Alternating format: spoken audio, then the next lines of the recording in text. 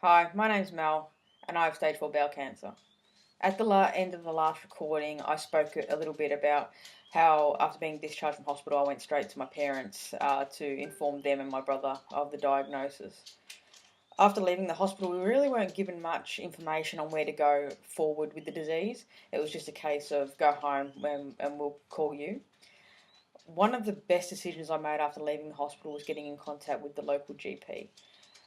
He was able to then put me onto the clinic nurse who sat down with me and we worked out what the plan was going forward. She put together a whole long-term medical plan, which for me included having visits from a dietitian and also a bowel cancer nurse who could talk to me about how to keep my bowels moving while I had a tumour in there, and also the best diets going forward after I'd had any sort of treatment.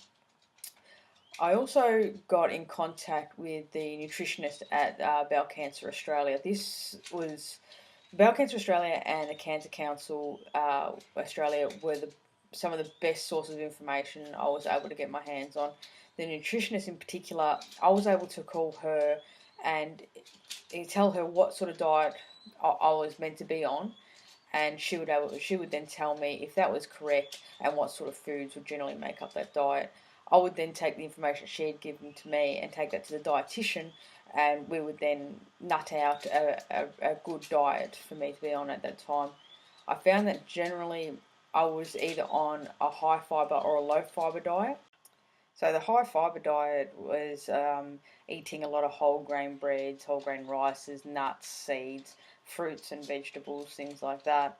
Um, this diet I particularly liked. I enjoyed it a lot, and I found it quite easy to follow. The low fibre diet, however, is a lot of white breads, white rice, white pasta. You have to be careful with the fruits that you're eating. So things like plums, you can't are a no go. But I guess the message that I want to put forward for this recording in particular is, even after you've left the hospital, if they haven't given you any information on who to contact or the steps going forward, really take it upon yourself to find the information that you want to find.